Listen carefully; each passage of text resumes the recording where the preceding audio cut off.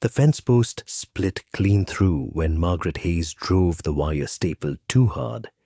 The sound echoed across empty prairie like a rifle shot, sharp and accusing. She dropped the hammer, pressed her bleeding palm against her work dress, and stared at the ruined wood.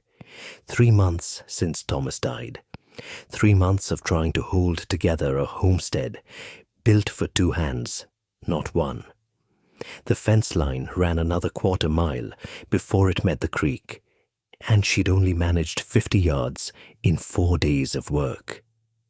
Her hands looked like they'd been dragged through brambles, cuts from wire, splinters from rotted posts, blisters that had burst and bled and scabbed over.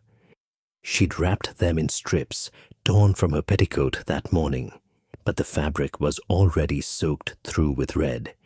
The December wind cut across the grassland with teeth sharp enough to make her eyes water. Or maybe that was just exhaustion. Hard to tell anymore. Margaret picked up the hammer again. The fence wouldn't fix itself. The cattle wouldn't stay penned with gaps this wide. And the banknote came due in 6 weeks. Mr. Thornton had made that crystal clear when he'd visited last Tuesday, his eyes cataloguing everything on the property like he was already calculating auction values. She positioned another staple against the new post she'd sunk that morning. Her hands shook. The hammer slipped. The staple bent sideways, useless. Damn it! Her voice sounded strange in the emptiness, too loud, too desperate. She pried out the ruined staple with pliers, reset another one, swung the hammer. This time, she hit it square. The satisfaction lasted exactly as long as it took to notice the post was leaning wrong, pulling the whole section of fence with it. Margaret sat down hard in the frozen grass. Blood dripped from her palm onto the dirt. She should go back to the cabin, wrap the cuts properly, eat something. She hadn't eaten since yesterday's dry biscuit at dawn. But if she stopped now, she'd have to start again tomorrow. And tomorrow, she'd be weaker. And the day after that, weaker still. Until eventually, she'd wake up and not have the strength to lift the hammer at all. Thomas used to do this work in an afternoon, whistling while he stretched wire and sunk posts. Made it look easy. Made her think she could learn it too once he was. She cut that thought off hard. Grief was a luxury. Grief could wait until after the fence was fixed and the cattle were secure and the bank was satisfied and winter was survived. Margaret stood, retrieved the hammer, examined the leaning post with blurred vision that might have been tears or might have been the wind. She'd pull it out, start over, get it right this time. The sound of hoofbeats stopped her mid-reach. A rider appeared on the north ridge. Big man, broad-shouldered beneath a heavy coat, sitting easy in the saddle like someone who'd spent more years on horseback than on foot. He guided his horse down the slope with the kind of careless confidence that made Margaret acutely aware of her torn dress, bleeding hands, and the tears she absolutely was not crying. She straightened her spine and waited. Caleb Morrison pulled his gelding to a halt 20 yards out, assessing the situation with the practiced eye of a man who'd seen his share of frontier struggles.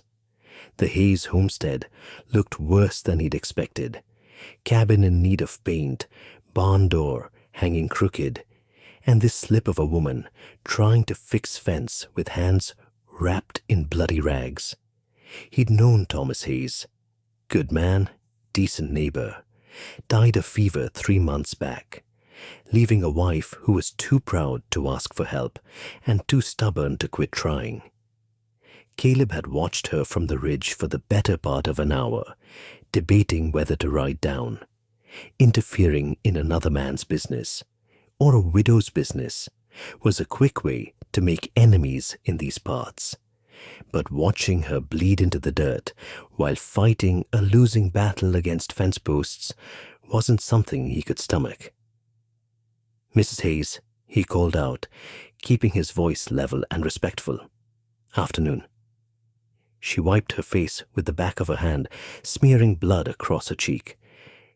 "Mr. Morrison?" Her voice was steady despite everything.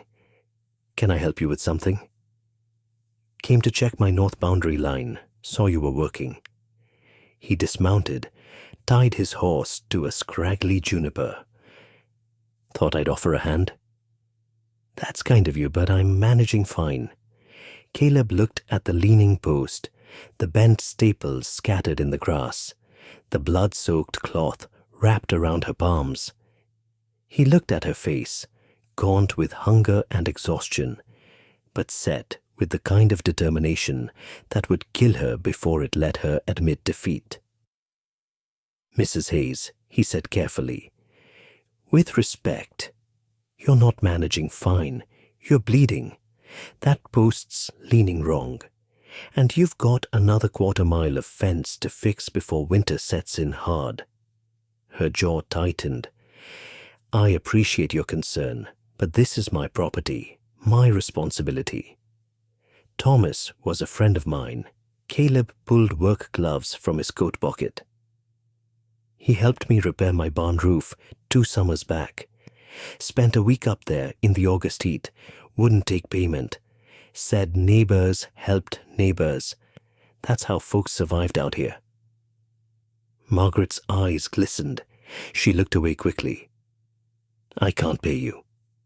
"Didn't ask you to." "Then why?" The question came out sharp, defensive. "Why would you waste your time helping someone you barely know?" Caleb studied her for a long moment. "Because Thomas would have done the same for my wife if our positions were reversed. Because that fence needs fixing before your cattle get out. And because, Mrs. Hayes, you're bleeding on my boundary line, and it's making me uncomfortable." Despite everything, a sound that might have been a laugh escaped her throat. "Your boundary line?" "The creek marks the property division. You're about 30 yards on my side."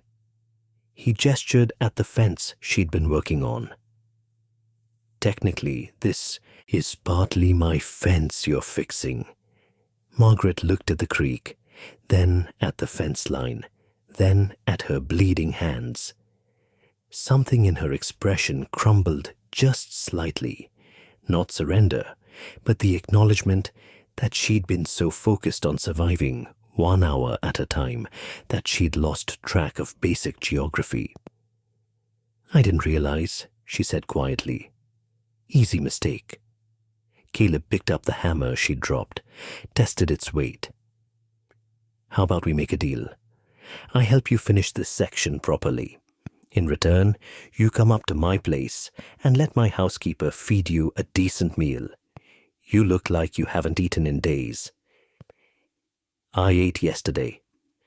"1 biscuit doesn't count as eating." Margaret's eyes narrowed. "How would you know what I ate?" "Because Mrs. Chen mentioned you'd bought a pound of flour 2 weeks back, and nothing else. Said you looked half-starved then." "That was 14 days ago, Mrs. Hayes. 1 pound of flour doesn't last that long, which means you're not eating enough to keep a bird alive." Color rose in her cheeks, anger mixed with shame.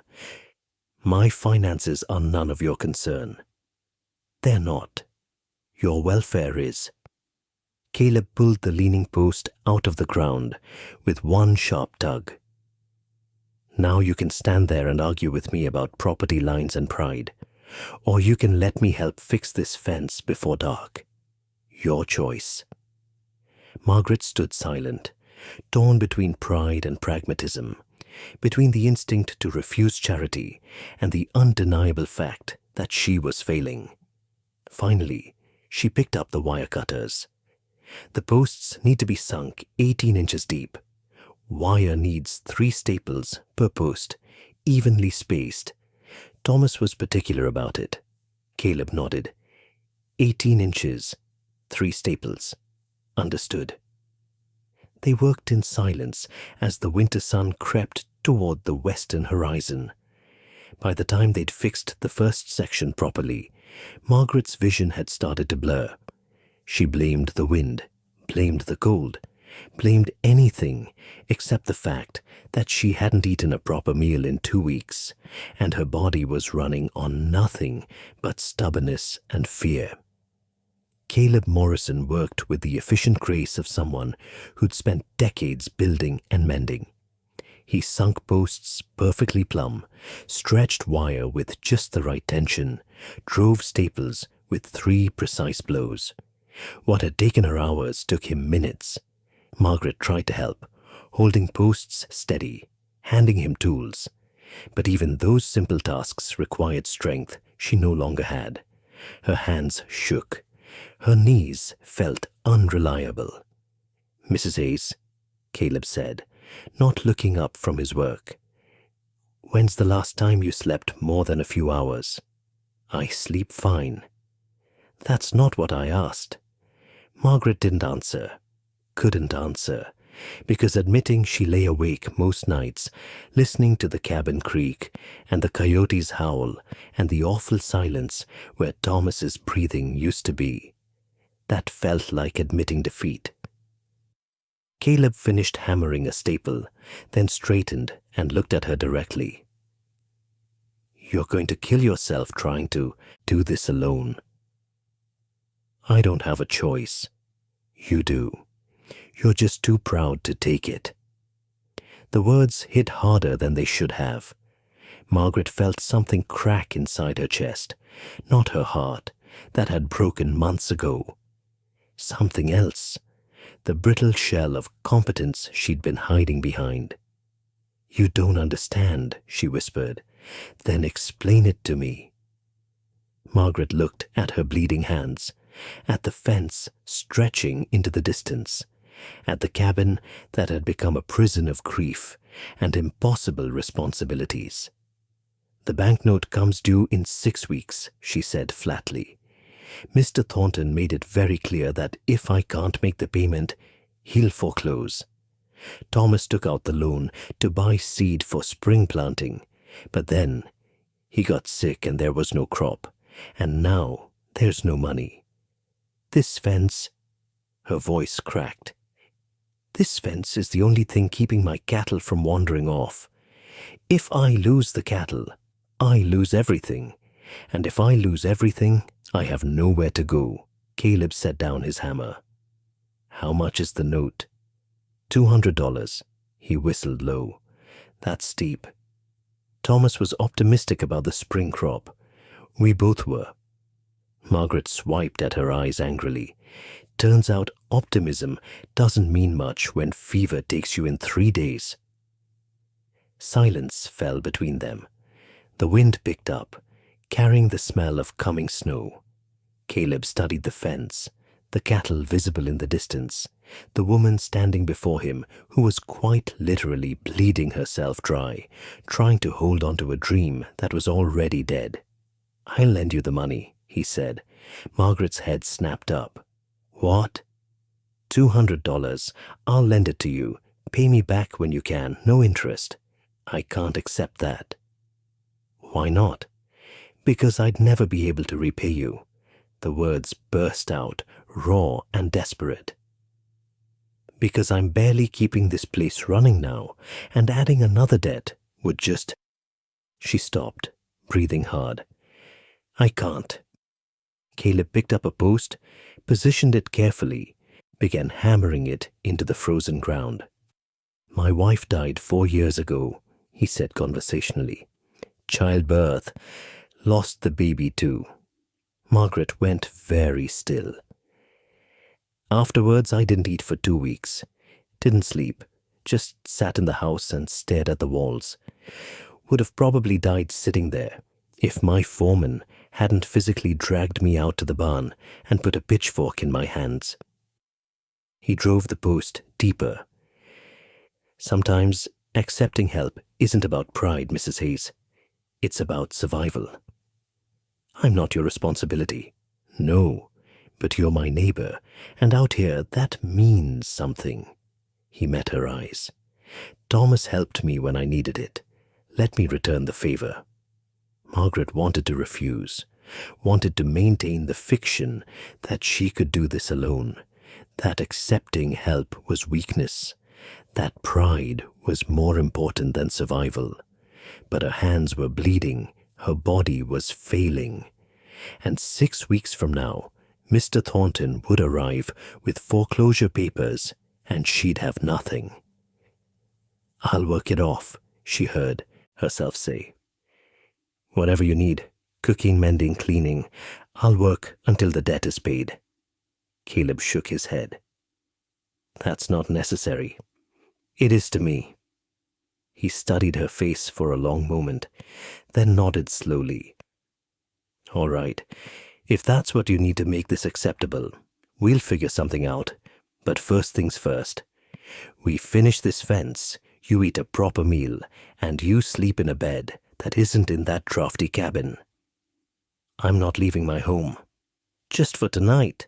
Mrs. Chen is an excellent cook, and she's been complaining about not having anyone to fuss over since my daughter got married and moved to Denver." He returned to hammering. "Besides, those hands need proper bandaging. Can't mend fence with infected cuts." Margaret looked at her palms, blood-soaked cloth, pain radiating up her forearms. She looked at the fence, still stretching unfinished into the distance. She looked at Caleb Morrison, this near stranger who'd appeared like some frontier angel and offered salvation wrapped in pragmatic wire fencing. "Just for tonight," she said finally. "Just for tonight," Caleb agreed. They worked until full dark fell. By the time they'd finished 3 sections of fence, Margaret was swaying on her feet. Caleb caught her elbow when she stumbled, guided her toward his horse. "Can you ride, or should I put you up behind me?" Pride answered before common sense could. "I can ride."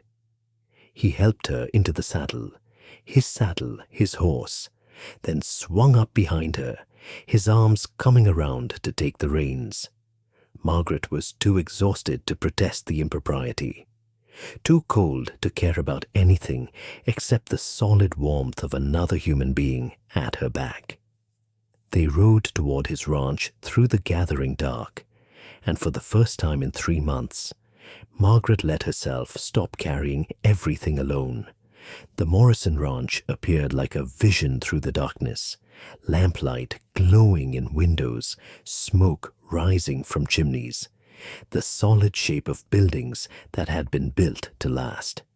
It was easily 3 times the size of her homestead, prosperous in the way Thomas had always dreamed their place might become. A small, sturdy woman appeared on the porch before they'd even dismounted. Mrs. Chen, Caleb's housekeeper, took one look at Margaret's condition and started speaking rapid Chinese, presumably scolding Caleb for taking so long to bring her inside. "She doesn't speak much English," Caleb said as he helped Margaret down from the horse. "But she's about to force-feed you and bandage your hands whether you want her to or not." Mrs. Chen led Margaret inside with surprising strength for someone barely 5 feet tall. The ranch house was warm, clean, and smelled like roasted chicken and fresh bread, scents that made Margaret's stomach cramp with hunger so intense it hurt. Mrs. Chen sat her at the kitchen table, disappeared for a moment, then returned with a basin of warm water and clean bandages. She unwrapped Margaret's ruined cloth bindings with gentle efficiency, making soft, clicking sounds of disapproval at the state of the wounds. The warm water stung. Margaret bit her lip against the pain. Mrs. Chen patted her shoulder sympathetically, then began applying some kind of herbal salve that smelled like mint and something sharper. The pain eased almost immediately. While Mrs. Chen worked, Caleb brought a plate piled with chicken, potatoes, bread and vegetables. More food than Margaret had seen in a month. Her hands shook as she picked up the fork. Slowly, Caleb warned, sitting across from her with his own plate. Your stomach's going to rebel if you eat too fast. He was right. Margaret forced herself to take small bites, to chew thoroughly, to pace herself, even though every instinct screamed to devour the food in front of her. The chicken was perfectly seasoned. The potatoes melted on her tongue. The bread was still warm. She'd forgotten food could taste like this. Forgotten that meals could be anything other than functional fuel. Mrs. Chen finished bandaging her hands, then set a cup of hot tea in front of her with a stern look that clearly meant, "Drink this." Margaret obeyed. "She likes you," Caleb observed.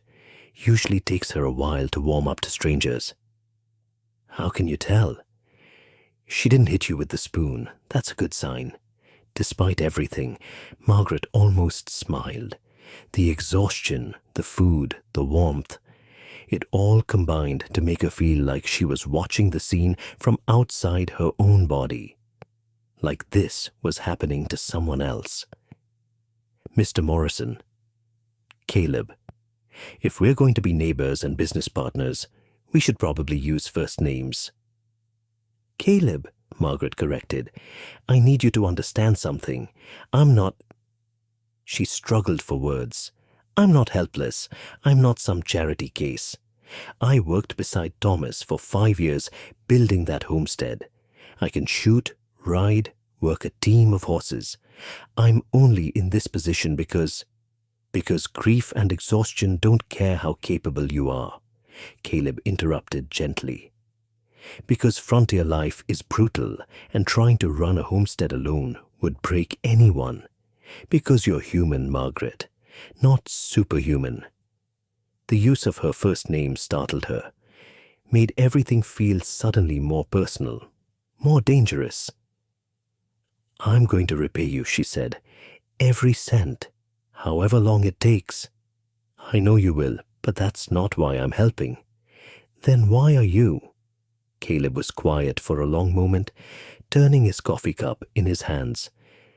4 years ago, when my wife died, I wanted to die too.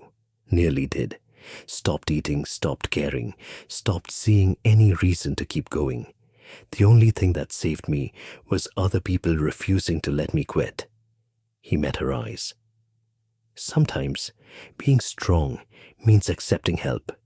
Sometimes the bravest thing you can do is let someone carry part of the weight. Margaret felt tears threatening again. She blinked them back hard. "I don't know how to do that. Accept help, I mean. Thomas and I, we always figured things out on our own. Thomas is gone, you're not. And you've got neighbors who'd rather help than watch you destroy yourself, trying to prove you don't need anyone." Mrs. Chen returned with blankets and more tea, speaking in rapid Chinese while gesturing toward a door that presumably led to a guest room. Caleb translated the essentials. "She's prepared a room for you. You'll sleep here tonight. In the morning, we'll figure out what needs doing at your place." Margaret wanted to argue, wanted to insist she could ride back to her cabin and sleep in her own bed. But exhaustion pulled at her like quicksand, and the thought of a warm bed and a full night's sleep was more tempting than pride. "Just tonight," she said. "Just tonight," Caleb agreed, though something in his expression suggested he knew it wouldn't be just one night. That once Margaret started accepting help, the dam would break and all the accumulated exhaustion and fear would come pouring out. Mrs. Chen led her to a small bedroom with a real bed, clean sheets, and a stove that radiated heat. Margaret sat on the edge of the mattress, still wearing her torn work dress, her bandaged hands resting in her lap. Through the door, she heard Caleb and Mrs. Chen talking in low voices, his English, her Chinese, both somehow communicating despite the language barrier. heard the sounds of dishes being washed, the house settling, normal evening routines that felt like luxury. Margaret lay down fully clothed, too exhausted to undress, and was asleep before she could second-guess the decision to stay. Margaret woke to sunlight streaming through unfamiliar windows and the smell of bacon frying. For one confused moment, she thought Thomas was cooking breakfast. Then reality crashed back. The empty homestead, the fence, the bleeding hands, the rancher who'd appeared like an answer to a prayer she had known how to pray. She sat up slowly, her body one massive ache. Her hands throbbed despite Mrs. Chen's careful bandaging. But the exhaustion that had been crushing her for months felt slightly less, suffocating. One night of proper sleep and a full meal had given her back just enough strength to remember what having strength felt like.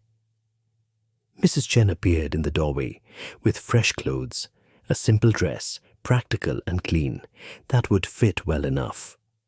She gestured toward the wash basin, the clothes, and the door in that universal language of clean up and come eat. Margaret obeyed. The warm water felt like blessing on her face. The clean dress felt like dignity restored. She braided her hair with clumsy, bandaged fingers and emerged to find Caleb and Mrs. Chen waiting at the breakfast table. "Morning," Caleb said, assessing her with the same careful attention he'd given the fence posts. "You look better. I feel human again." Margaret sat, accepted the coffee Mrs. Chen poured. "Thank you for everything. I should get back to my place now." After breakfast, Caleb interrupted. "And after we discuss the plan." "Plan? For keeping your homestead running and dealing with Thornton's note." He spread butter on his toast with deliberate calm. "I've been thinking about it. You need money in 6 weeks. That means we need to find a way to generate income quickly. There's nothing to sell except the cattle, and I can't sell them because then I'd have no way to rebuild." "Exactly. So we don't sell the cattle."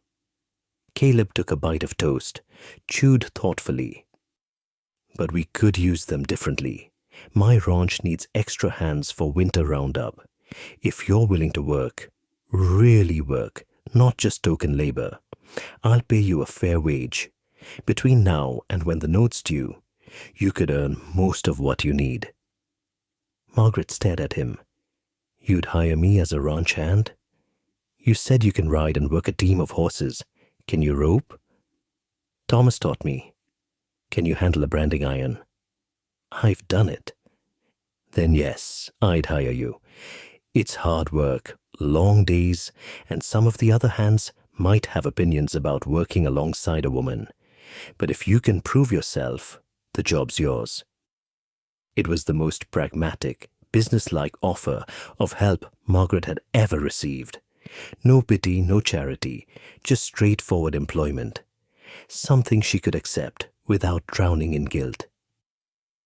"What about my homestead? The stock still needs tending." "I'll send one of my hands to handle morning and evening feeding. Basic maintenance, nothing more until you can get back to managing it yourself." Margaret's throat tightened. "Why are you doing this?" "Because I need the help, and you need the money. It's practical." He met her eyes. "And because Thomas Hayes was a good man who deserved better than watching his wife work herself to death trying to preserve his dream alone." The words hit hard and true.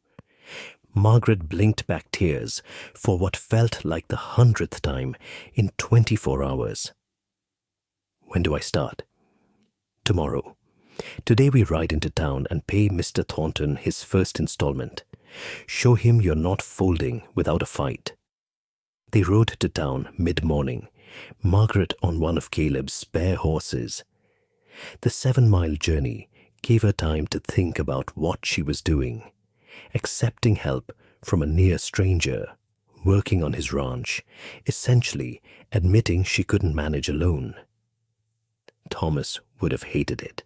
He'd been so proud of their independence, their self-sufficiency, would have seen accepting help as failure. But Thomas was dead, and Margaret was still alive, and staying alive required swallowing pride. The town of Redemption Creek was small.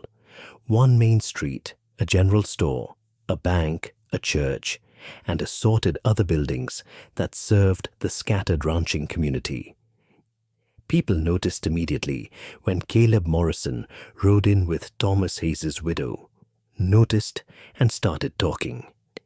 Margaret felt the weight of their stares as they dismounted outside the bank, felt the whispers following them like flies. A widow, riding alone with a single man, working on his ranch. What would people say? Everything, apparently. Mrs. Dalton stood outside the general store, whispering to Mrs. Reed. Both women stared openly. Old Mr. Carson tipped his hat, but his expression was disapproving. Even the blacksmith paused his work to watch them enter the bank. Mr. Thornton looked up from his desk, surprise flickering across his face. Mrs. Hayes, Mr. Morrison, this is unexpected. Mrs. Hayes wants to make a payment on her note, Caleb said calmly, as though women making bank payments alongside male neighbors was perfectly normal. Thornton's eyebrows rose. Indeed. I wasn't expecting anything until the full amount was due. Margaret stepped forward, back straight. Despite the whispers, she could almost hear through the walls. I'm making a $50 installment today. I'll have the remaining $150 by the deadline. May I ask where you've obtained these funds? I'm working, earning wages. She placed the money on his desk, money Caleb had loaned her that morning, to be repaid from her future earnings. I assume that's acceptable? Thornton picked up the bills, examined them as though they might be counterfeit. Working where? The Morrison Ranch. As a hired hand. The banker's expression shifted through several emotions: surprise, disapproval, calculation. I see. Well, this is irregular. But legal, Caleb interjected. Mrs. Hayes is employed. She's making her payment, unless there's some bank policy against women earning wages. Thornton's mouth thinned. No policy. Though I'm sure you understand, Mr. Morrison, that this arrangement may raise questions of propriety. The only question that matters is whether Mrs. Hayes keeps her property, Caleb said. Everything else is gossip. They left with the payment recorded and 6 weeks to earn the rest. But the damage was done. By the time they reached the general store for supplies, half the town had heard that Margaret Hayes was working on Caleb Morrison's ranch, working alongside his men, riding with him, living God knows where. Mrs. Dalton approached as Margaret was selecting flour. Mrs. Hayes, she said sweetly, I was so sorry to hear about your difficulties. But really, dear, is this appropriate? A respectable widow working like a common ranch hand? Margaret's hands tightened on the flour sack. A respectable widow does what's necessary to survive, Mrs. Dalton. Yes, but surely there are other options. Perhaps domestic work. I'm sure several families would be happy to employ you in a more suitable capacity. Suitable meaning behind closed doors, where no one can see me failing to maintain proper feminine delicacy.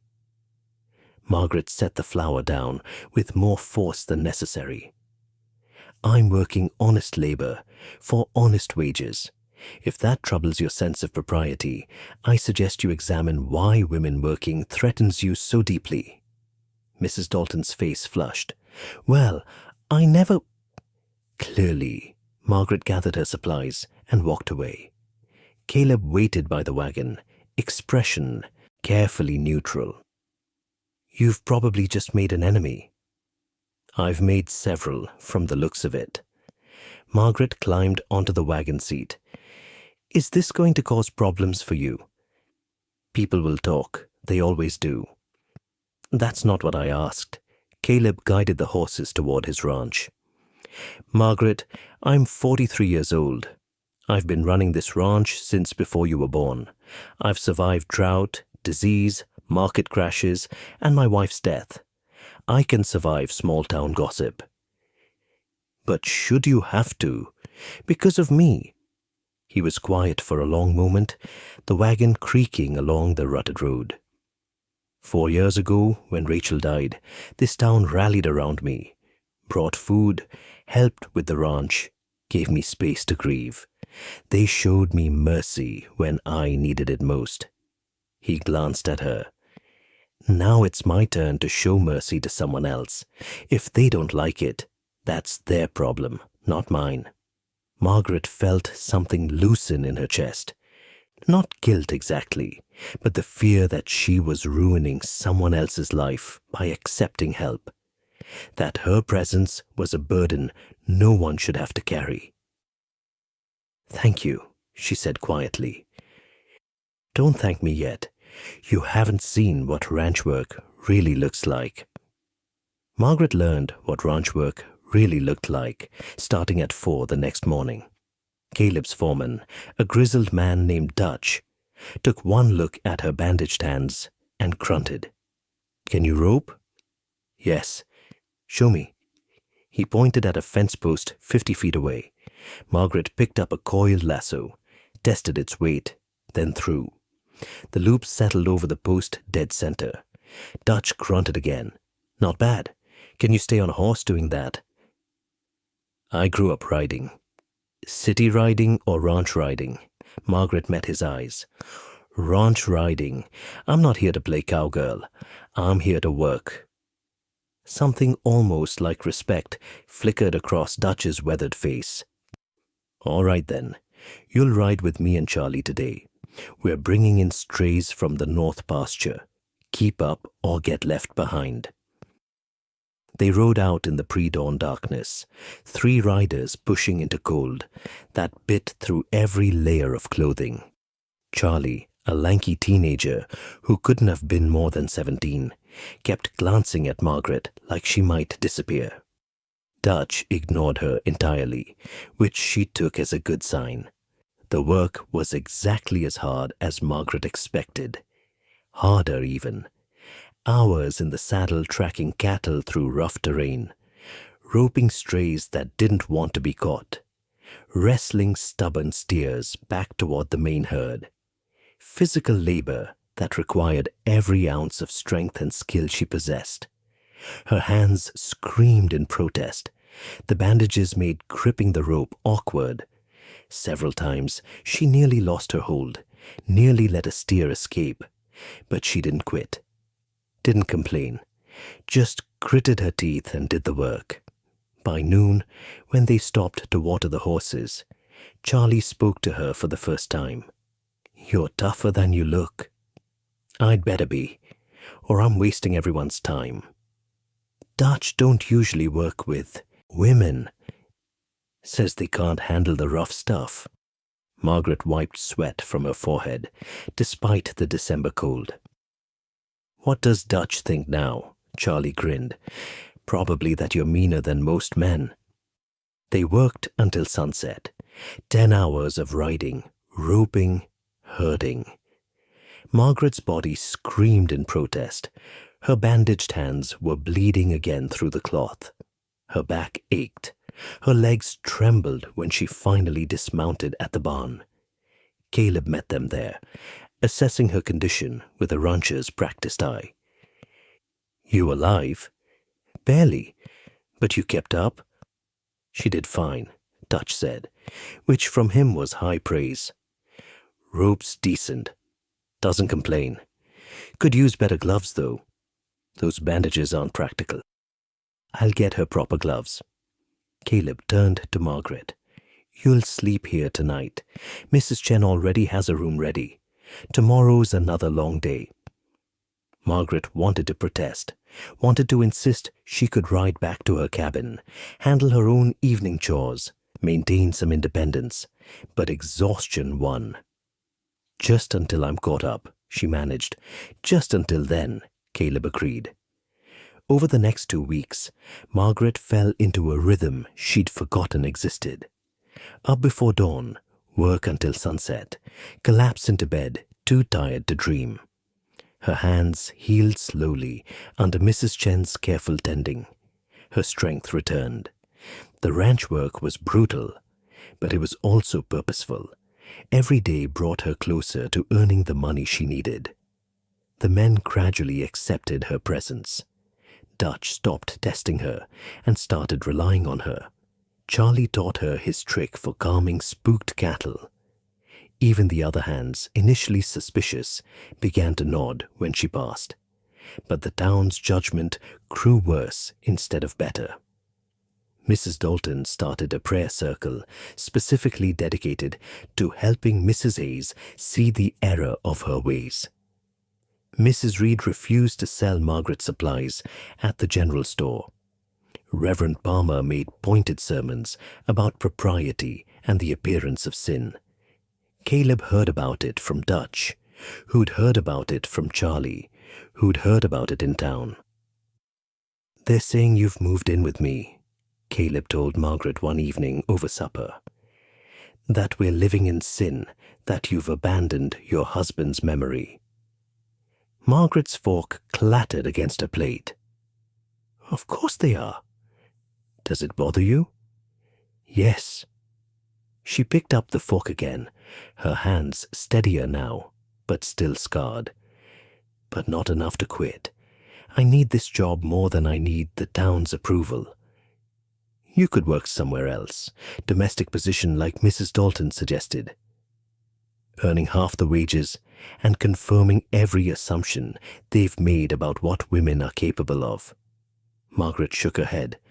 "No, I'm finishing this job, earning what I owe, saving my homestead. If that makes me scandalous, so be it." Caleb studied her across the table. "You're stronger than you give yourself credit for. Or more stubborn than is healthy. Sometimes those are the same thing." They ate in comfortable silence. Mrs. Chen bustled around the kitchen, occasionally interjecting Chinese that neither of them fully understood, but both somehow comprehended. Something about food and rest and taking care of themselves. "Margaret," Caleb said finally, "there's something I need to tell you." She looked up, hearing something serious in his tone. "Thornton came by the ranch yesterday, asked if you were really working here or if that was just a story to cover. Other arrangements." Margaret's face heated. "What did you tell him?" "That you're the best ranch hand I've hired in 5 years, and what we do or don't do is none of his damn business." He paused, but he made it clear he's watching, looking for any excuse to question the loan payment. "He wants my land. He wants everyone's land, but yes, yours particularly. It's adjacent to his holdings, prime grazing." Margaret felt cold fear settling in her stomach. "So even if I make the payment, he'll find a way to take it." "Not if we don't give him ammunition, which means we need to be absolutely beyond reproach in how we handle this." "What are you suggesting?" Caleb met her eyes. "That you move back to your homestead.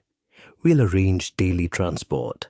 I'll ride over in the morning, bring you to the ranch, take you home in the evening. It's less efficient, but it removes any question of impropriety." Margaret wanted to argue, wanted to point out how ridiculous it was that doing honest work required this level of performance to satisfy small-minded gossips. But she also knew Caleb was right. "All right," she said. "I'll move back tomorrow." "I'm sorry it has to be this way." "Don't be. You're already doing more than anyone had a right to expect." She stood, carried her dishes to the sink. Besides, I've been away from my homestead too long. Time to remember what I'm working for. Margaret's cabin felt both familiar and foreign when she returned.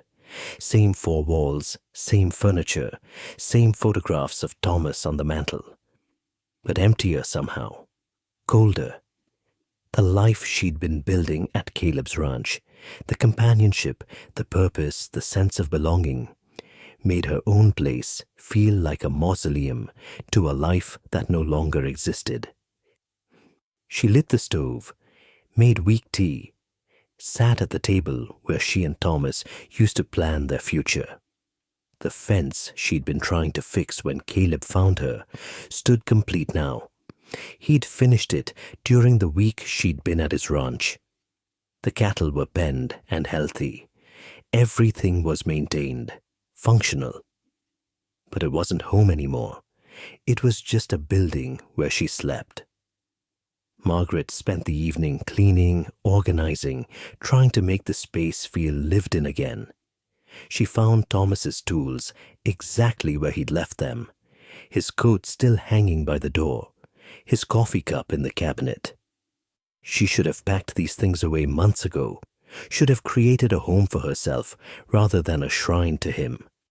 But doing so had felt like betrayal, like admitting he was really gone. Now, sitting in the silence, she realized that keeping everything the same wasn't honoring Thomas. It was trapping herself in the past, refusing to move forward because moving forward meant acknowledging that life continued without him. Margaret took down the coat, folded it carefully, placed it in the trunk along with his tools, his cup, his boots. She left the photographs. Those could stay. But the daily reminders, the objects that turned the cabin into a museum, those needed to go. By the time she finished, the cabin looked different, lighter, more like a place where someone actually lived rather than merely survived. She slept better that night than she had since Thomas died.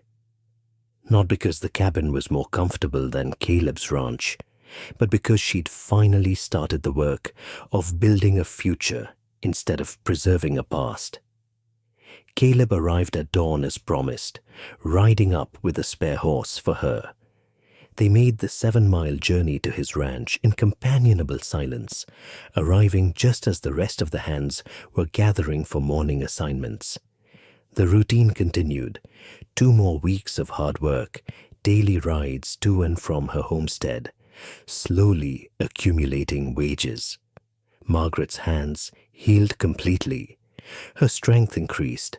She learned ranch work from the inside out, earning the respect of men who'd initially dismissed her as a charity case. But the town's judgment continued. Reverend Palmer delivered a sermon specifically about women abandoning their proper sphere. Mrs. Dalton organized a committee to address the moral decline threatening Redemption Creek. Even some of Margaret's former friends crossed the street to avoid speaking to her. Caleb bore the brunt of it too. His standing in the community, previously unquestionable, became subject to whispered doubt. Business associates questioned his judgment. Church members suggested he was being manipulated by a scheming widow. One evening, 2 weeks before the banknote came due, Dutch pulled Margaret aside after work. "Boss is getting grief in town," he said bluntly. "Talk about you two. Gets worse every day." "I know." "You planning to do something about it?" "Like what?" "Quit my job. Let Thornton foreclose. Prove everyone right that women can't handle real work." Dutch shifted uncomfortably.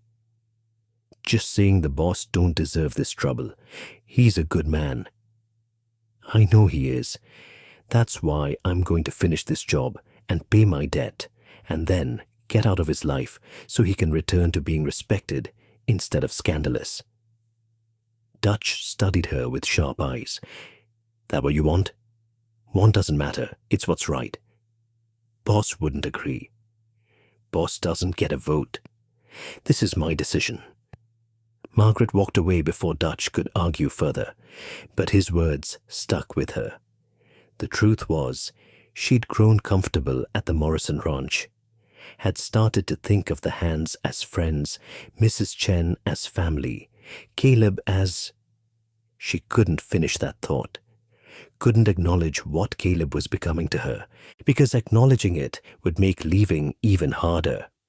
And leaving was the only option that made sense.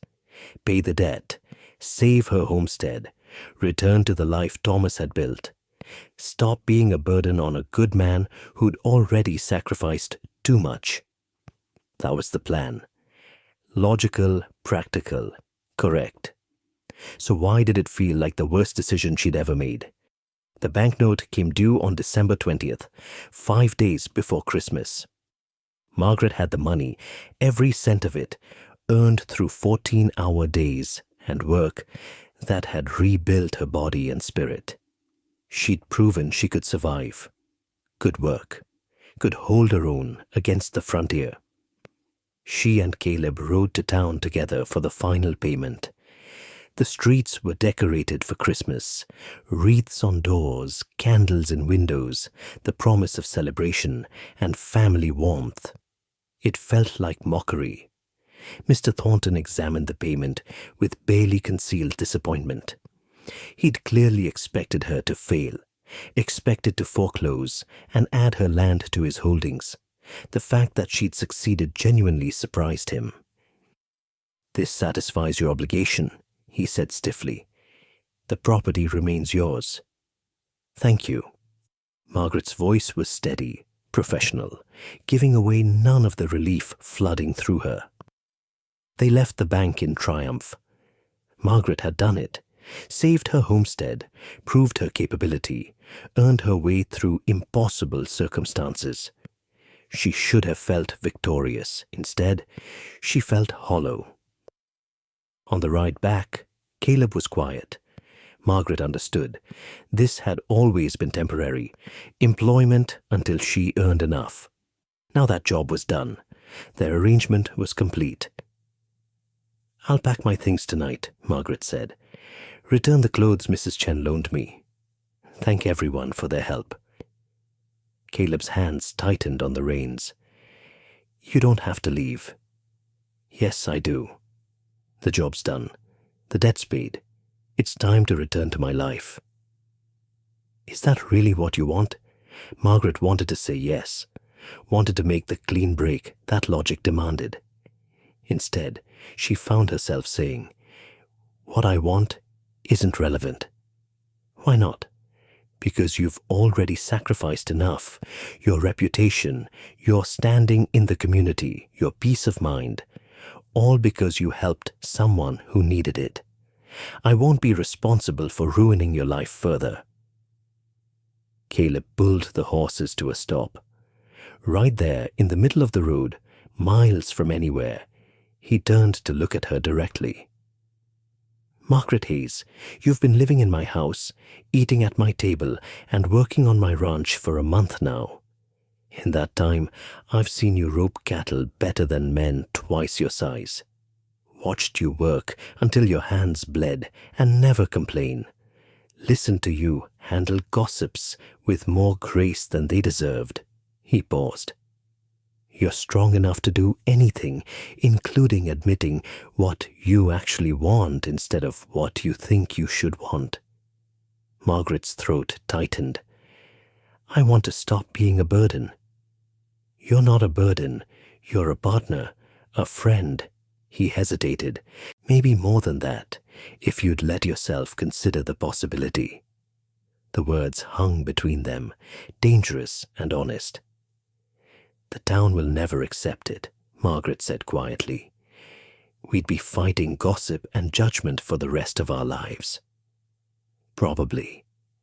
So the question is whether you'd rather live quietly alone or loudly with someone who values you." Margaret thought about her empty cabin, about the shrine she'd built to a past that couldn't be recovered, about Thomas, who'd loved her, but would have hated seeing her survive at the cost of her spirit. She thought about Caleb's ranch, where she felt useful and appreciated, where Mrs. Chen fussed over her meals and Dutch treated her like an equal and work gave her purpose. She thought about Caleb himself, steady, kind, refusing to let societal expectations override basic human decency. "I'm not ready to remarry," she said finally. "Maybe I never will be. Thomas was. He was everything. I can't just replace him." "I'm not asking you to." Caleb's voice was gentle. "I'm asking if you'd consider staying, working here, building something new that doesn't erase what came before but doesn't imprison you in it either." "As what? Your employee? Your friend?" "As whatever you're comfortable with. Partner in the ranch operations, business arrangement, friend who happens to live nearby." He paused. "Or eventually, maybe something more, but only if and when you're ready." Margaret looked at this man who'd shown up with tools and lumber when she was bleeding and hopeless, who'd offered work instead of charity, respect instead of pity, who was now offering a future that didn't demand she abandon her past, just make space for something new alongside it. "The town will be vicious," she warned. "Let them. Your reputation will suffer. It already has. Might as well make it worthwhile." "I can't promise I'll ever love anyone the way I love Thomas." "I'm not asking you to. I'm just asking you to stay." Margaret thought about the empty cabin waiting for her, about the fence that was mended, but the life that was still broken, about the choice between safe isolation and risky connection. She thought about bleeding hands and broken boards, and a stranger who'd ridden up and said, "That's my job now," when every instinct said to ride away. "I'll stay," she said quietly. "But I'm keeping my cabin, my own space, and I'm still working, earning my keep, not accepting charity. Wouldn't have it any other way. And if this doesn't work, then we'll figure it out like adults. No one's trapped, no obligations beyond mutual respect and honest work." Margaret nodded slowly. The fear didn't disappear, but it became manageable. The future wasn't certain, but it was hers to build. They rode the rest of the way in comfortable silence. Not lovers, not even quite friends yet. Just two damaged people choosing to face the frontier together instead of alone. Spring arrived slowly, the way it always did in Montana. False starts and frozen setbacks. Hope that melted and refroze. By March, the worst of winter released its grip. Grass began to green. The creek ran high with snowmelt. Life returned. Margaret had been working at the Morrison Ranch for 3 months, living in her cabin, riding over each morning, returning each evening. The arrangement was unconventional but functional. She'd earned her place among the hands, proven her capability beyond any doubt. The town still talked. Mrs. Dalton still organized prayer circles. But the gossip lost its sting when it didn't change reality. Margaret was respected by the people whose respect mattered, the hands who worked beside her, the ranchers who saw her capability, Caleb who valued her contribution. On a Tuesday in late March, Dutch approached Margaret while she was mending tack in the barn. "Boss wants to expand the herd," he said without preamble. "Needs someone to manage the breeding program, someone who knows bloodlines and can handle the business side." Margaret looked up. "Why are you telling me this?" "Because he's offering you the position, partner in the operation, not just hired hand. Equal say in decisions, split of any profits. That's a significant offer." "Yeah." "You interested?" Margaret thought about what that meant. Full partnership. Not temporary employment, but permanent stake in the ranch's future. It was commitment beyond anything she'd imagined when she'd first accepted work. Can I think about it? Boss figured you'd say that. Dutch turned to leave, then paused.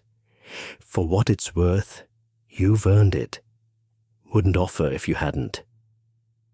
That evening, Margaret found Caleb in his study, going over breeding records. She knocked on the open door. Dutch told me about the offer. Caleb looked up. And? Why? You could hire any number of experienced ranchers. Why offer this to me? Because you understand this ranch better than any outsider could. Because you've proven you can handle the work and the business. Because...